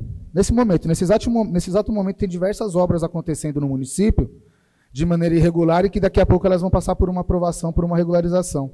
Então, a gente, quanto executivo, a gente vê isso com muita preocupação e eu entendo como munícipe, nascido e criado em Osasco, constituído família aqui nessa cidade, 2 filhas de 8 anos também, viu? A senhora tem sua netinha, eu tenho 2 filhas de 8 anos também. A Clara e a Eduarda, a gente também vê com muita preocupação e urgência a necessidade da aprovação, claro, desde que apreciado de maneira coerente e da forma que ela tem que ser, mas a aprovação de uma revisão de uma lei tão importante, né? Eu não vou me estender muito, eu acho que eu já explanei bastante nas últimas audiências, todo o ponto de vista, dizer que todo o trabalho executado até agora visa equilibrar a situação consolidada que já existe na cidade, e que é muito difícil a gente reverter. Eu não tenho como, da noite para o dia, tirar pessoas de áreas que foram invadidas, e nem essa é a intenção do Executivo, jamais, desde que sejam tirar para elas morarem dignamente nas áreas, mas que foi uma lei desenvolvida, baseada em estudos técnicos, baseado na situação consolidada da cidade, baseado em tudo que a gente já tem presente e que a gente convive, que a gente vivencia na cidade. Então, a gente confia muito, defendo muito esse projeto de lei, confia muito no trabalho executado pelos técnicos. Todo o corpo técnico que ajudou a desenvolver essa lei, a gente tem toda a descrição da experiência profissional de cada um deles, e é multidisciplinar. A gente não fez nada baseado em ideias, em ideologias, e sim em estudos, e como a gente pode realmente transformar a cidade nos próximos anos, com uma lei que ela seja execuível, né? O que a gente quer dizer com isso? Existem várias formas e vários instrumentos que eles são muito bacanas, mas que hoje não dá para se aplicar na cidade. Então, com a situação que nós temos, e que a gente acredita que no futuro breve, com a aplicação dessa legislação que a gente apresentou no Legislativo, que no futuro breve a gente consiga começar a reverter algumas situações, mas que o primeiro passo é frear esse crescimento desordenado e exacerbado que está acontecendo, organizando adensamento em áreas específicas, em áreas onde a gente identificou através desses estudos que já possui uma infraestrutura suficiente para atender e absorver a questão do adensamento humano. Osasco é extremamente adensado, nós temos praticamente 13 mil pessoas por quilômetro quadrado, é um número muito alto, e o desafio está em realmente a gente organizar isso. Né? Falar um pouco dos parques esponjas, a gente tem no plano diretor a propositura de 10 novos parques, e todos eles já têm os locais. Né? Isso está no mapa, disponibilizado na Lei 431 do plano diretor, e que a gente vê com muito bons olhos, além daqueles 2 já que o André mostrou, do estudo do Euroclima, que é na região do Munhoz e na região do quilômetro 21, que foi identificado, inclusive, por estudos de pessoas de fora do Brasil, que é um gargalo muito grande, a questão do acúmulo de água na região do quilômetro 21 no Rio Tietê. A falta de vazão naquela região acaba provocando um efeito colateral até o centro, até a região do Presidente Altino, nas margens do Rio Tietê. Então, a gente está propondo esses parques esponjas, já tem os locais dele, está no plano diretor, está através do estudo do Euroclima, então no total são 12 locais, né? E que a gente vê com muito bons olhos a questão dos parques esponjas. Vai vir a questão das perguntas aqui, mas o campo sintético também absorve água, tá, pessoal? Também absorve água. Se você pegar todo o sistema construtivo de um campo sintético, é aplicado uma camada de brita, a grama sintética que é permeável, e joga-se uma borracha para poder impedir muitas lesões em quem está praticando. E que não foi possível executar em gramas naturais, porque a frequência com que é utilizado os campos, nós não teríamos uma grama de qualidade para a prática do esporte. Mas podem pesquisar, campo de grama sintética também absorve água, a água vai parar no solo. Tá? E parte dele também é canalizado, lógico, através do sistema de drenagem, para organizar esse adensamento e não empoçar água. Mas isso vai ser respondido aqui nas questões. No mais é isso, tá, presidente? Eu agradeço mais uma vez, eu achei hoje muito produtivo, bem legal as propostas. Vamos estudar todas com o maior carinho. E aquelas que forem realmente aplicáveis, que a gente tiver condição, a gente se coloca à disposição de dar o nosso parecer. A decisão está sempre, claro, dentro da Casa de Leis, dentro da Câmara Municipal, até porque nós já fizemos diversos estudos e apresentamos a minuta, mas a gente está à disposição para poder esclarecer aquilo que for necessário. Tá? No mais é isso, uma ótima tarde a todos e obrigado.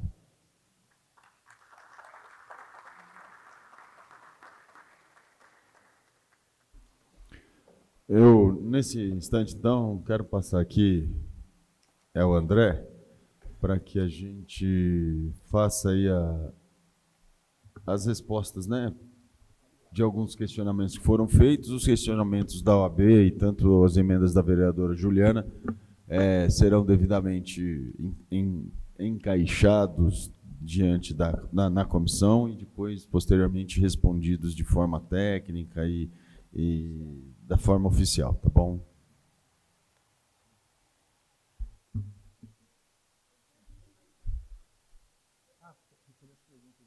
Pode responder? Pergunta enviada por Henrique A. Marques. Na lei 009/2024, projeto de lei de alteração do zoneamento de Osasco, solicito que seja no quadro 2, uso de ocupação de solo permitida por zona, seja incluída uma coluna com altura máxima nos edifícios em cada zoneamento, para se evitar o excesso de sombreamento sobre as propriedades vizinhas, assim como o impacto sobre a ventilação da região. Sobre o adensamento e verticalização, são tratados com critérios de recuo e tamanho de lote. Então, conforme o tamanho do lote, a gente tem a fórmula determinada, né, que é especificada dentro do zoneamento, sobre o recuo que deve ser tratado. Quanto maior a altura, destinadamente, maior acaba sendo o seu recuo. Quanto maior o edifício, maior o recuo ele precisa ter. Quanto à ventilação, será tratado dentro do Código de Obras, né, não gera um grande impacto.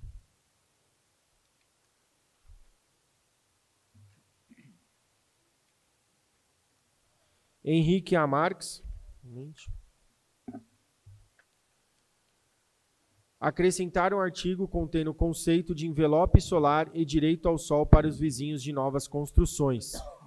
Em relação aos impactos de vizinhança, são tratados no capítulo que dá diretrizes à regulamentação no plano diretor, então, que é o estudo de impacto de vizinhança. Então, isso está sendo tratado dentro do plano diretor já, que a gente tem o relatório de impacto de trânsito e o relatório de impacto de vizinhança. Estão esses dois capítulos no plano diretor. Ludmila. Com a construção de inúmeros prédios, uns ao lado dos outros, o trânsito de veículos está caótico no nosso município. Deve haver um limite para esse tipo de construção. Qual a proposta do governo municipal? Qual a proposta de melhoria viária para reduzir o caos? O adensamento populacional visa a diminuição do deslocamento necessário, né? E novas leis de mobilidades urbanas também estão sendo desenvolvidas. Então, a gente tem o plano de mobilidade, que vai trazer um pensamento em relação para diminuir esse trânsito, esse deslocamento, e a lei de zoneamento trata de diretrizes para diminuir o deslocamento dentro da cidade e assim também impactar dentro do trânsito. A gente tem o eixo de mobilidade urbana, a gente tem as centralidades, a gente tem áreas se desenvolvendo para que diminuam a distância e assim melhore a mobilidade, né? Isso é um conceito urbano total, né? Igual eu falei, há até já conceitos das grandes cidades que se qualquer deslocamento dentro do emprego, da sua casa para um serviço público, da sua casa para um comércio e serviço, ele não pode ser maior do que 15 minutos, né? Então esse é o que a gente busca para que você tenha oportunidade de emprego dentro dessa metragem, para que você tenha serviço e acompanhamento público dentro dessa distância e desse tempo percorrido.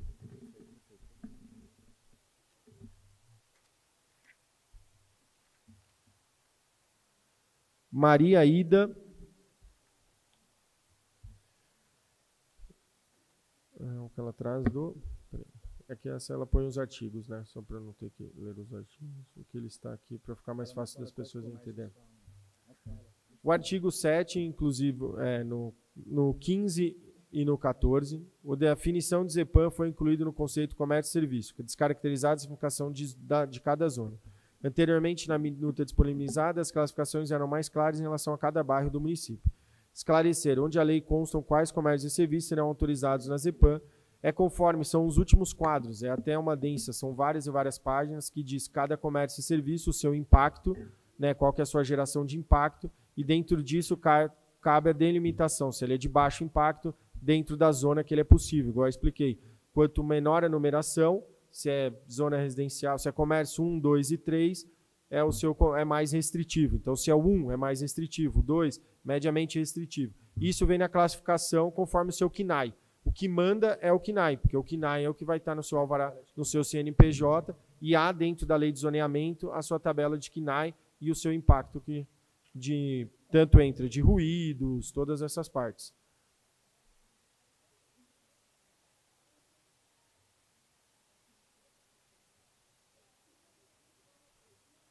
Então, mas não, isso é uma classificação urbanística, então. Então, você sabe, se o R1, você sabe que determinado pré-LF1... Oi? Então, mas o que sabe é o seu uso. Se você é uma residência unifamiliar, então você é o quê? Se é uma residência multifamiliar, você vai estar R2, se é um comércio, você vai estar dentro do comércio e serviço. É a sua classificação, não é o que dá. Não tem como eu mudar, eu só mudo se você mudar o uso. Se você era uma casa, você mora só você e a sua família, aí você constrói mais uma casa, você não passa a ser mais unifamiliar, determinada... Então é isso, é você que faz o uso dentro da residência.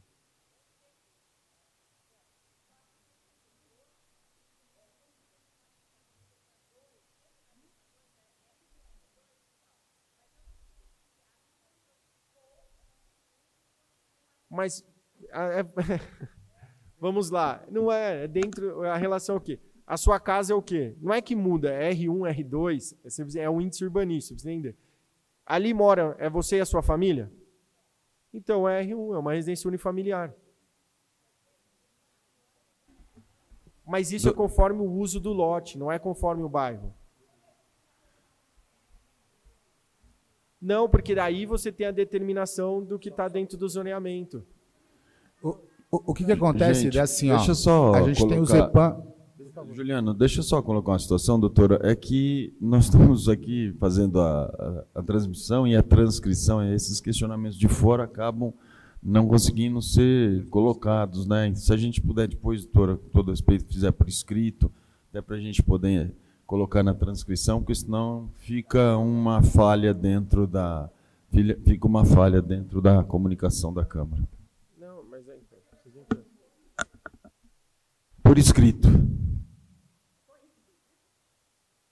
Inciso 16. Está descrito que na ZEPAM 3 que centros esportivos farão parte dessa macrozona. Aí a relação. A grama sintética que hoje estão instalados em todos os centros esportivos do município serão substituídas por grama natural, pois grama sintética não faz parte de área esponja. A gente precisa entender o que é sentido de parque esponja.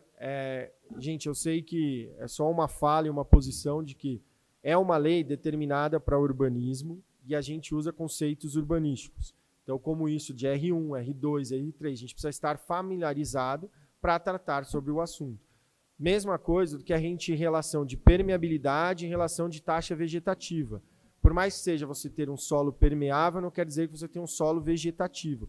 Você ter um parque esponja não é uma relação obrigatoriamente de um parque vegetativo, é um parque que absorva água.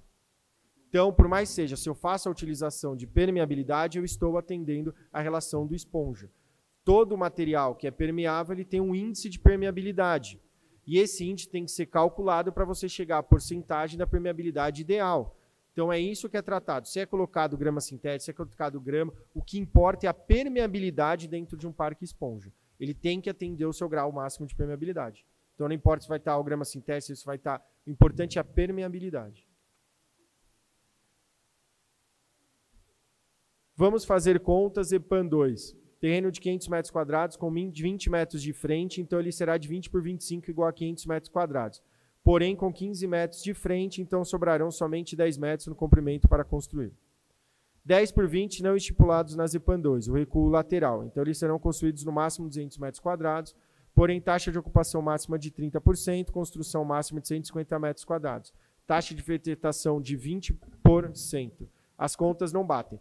Elas não batem porque até a descrição do terreno ele já diz, terreno de 500 metros quadrados e se fez a conta de um terreno de 20 por 25, sendo que ela diz, porém com 15 metros de frente. Se o terreno é 20 por 25, não tem como ele ter 15 de frente.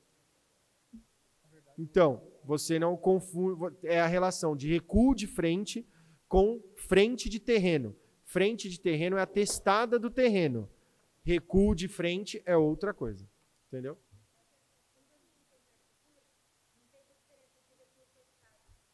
Então, mas na tabela está frente e na tabela está recuo de frente. Então, é o que eu disse. Tem na tabela. Se você leu a lei, tem a tabela lá, estão todos os índices.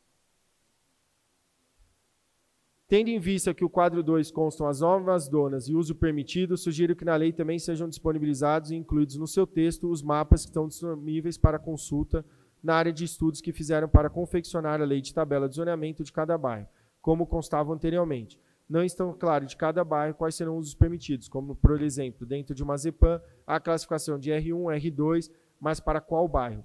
Dentro da tabela também, que a gente tem, na tabela ela vem o descritivo que pode, conforme cada zona, R1, R2, se é comércio e serviço, se dentro dessa área, se é o exclusivamente residencial, é só o residencial de baixo impacto para unifamiliar. Isso tem a classificação dentro da tabela. Tem mais alguma?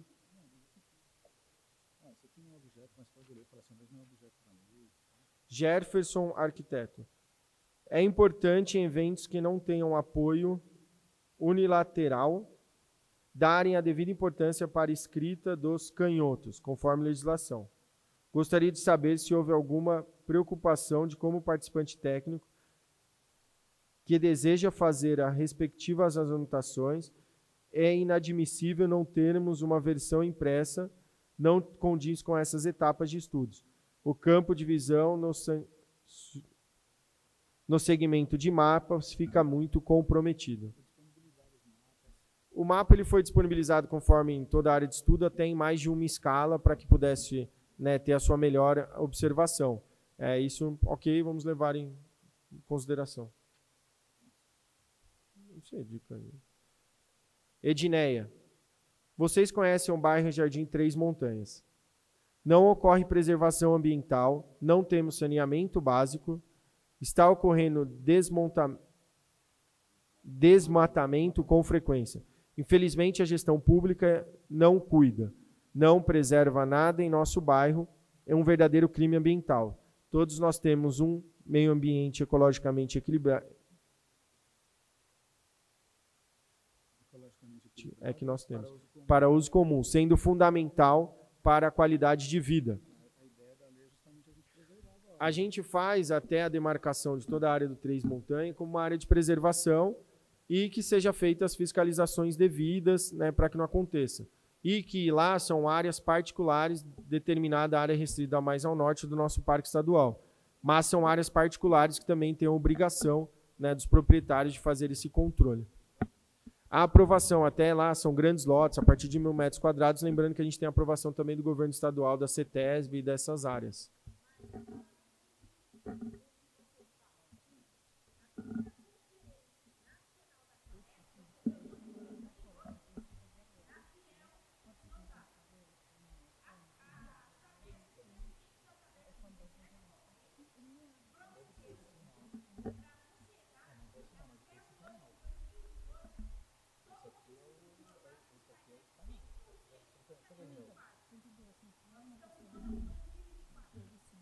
Eu mostrei no mapa que a gente tem 89% de saneamento básico, então eu não...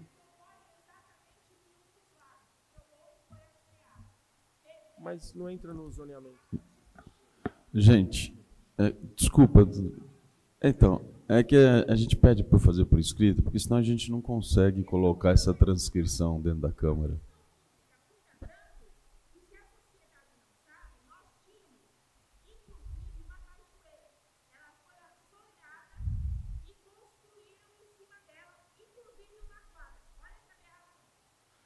É que não é objeto dessa audiência. A gente está fazendo a revisão justamente para tentar reverter a situação como está hoje. A lei como está... Na minha fala eu disse da importância da gente aprovar, da gente revisar essa lei. Na minha fala eu falei justamente isso, da importância da gente aprovar, porque do jeito que está hoje, realmente a fiscalização está falha, a lei está dando brechas para poder acontecer esse tipo de coisa. E com relação ao Parque do Glauco Vilas Boas, é importante falar que a responsabilidade do dejetos jogado lá é da Sabesp, inclusive temos um termo de ajustamento de conduta da Sabesp, que ela tem a obrigação agora de fazer a despoluição do rio e resolver a questão do lago, desculpa, e resolver a questão de jogar os dejetos lá, o esgoto lá, entendeu? Isso é uma questão jurídica que não é objeto, eu estou aqui esclarecendo para a senhora como está o processo lá hoje, mas não é objeto dessa audiência hoje, que trata da revisão da lei, de como a gente pode fazer daqui para frente. Entendeu? Isso que a gente está discutindo aqui nessa audiência pública, é como que a gente pode transformar a cidade a partir da revisão dessa lei que a gente está propondo para o Legislativo. Então, é isso que eu queria deixar claro aqui, porque senão a gente vai entrar no debate de como que está a gestão pública hoje, não é objeto disso. O objeto hoje o mote dessa reunião hoje nossa aqui é discutir a nova lei de zoneamento, e não como ela está sendo hoje, entendeu? Bom, dando sequência à nossa audiência pública, após aí a resposta às perguntas, os questionamentos que foram enviados por escrito nessa audiência e também pelo site da Câmara Municipal, o site osasco.sp.leg.br.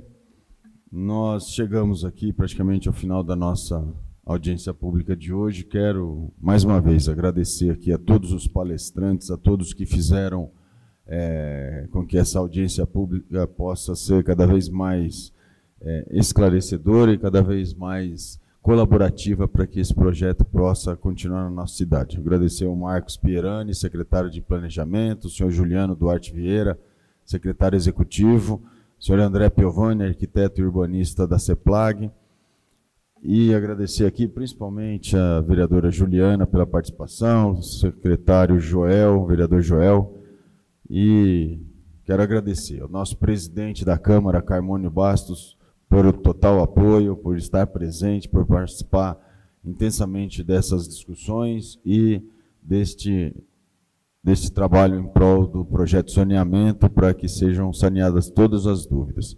Enfim, quero agradecer também a todos os membros da Comissão de Política Urbana, Meio Ambiente e Defesa dos Direitos dos Consumidores de Serviços Públicos, os membros da Comissão de Obras e Administração Pública e também aos demais vereadores. Agradeço aos palestrantes, como já disse, aos munícipes que, por meio da TV Câmara e das redes sociais, prestigiaram esta audiência. Agradeço, por fim, a todos os servidores da Câmara Municipal envolvidos na organização desta audiência pública. Deixar aqui meus sinceros agradecimentos a todos os funcionários desta casa. Portanto, após os agradecimentos, declaro aqui encerrada a presente audiência pública. Bom dia a todos, boa tarde a todos já, né? Osasco, 14 de setembro de 2024. Muito obrigado.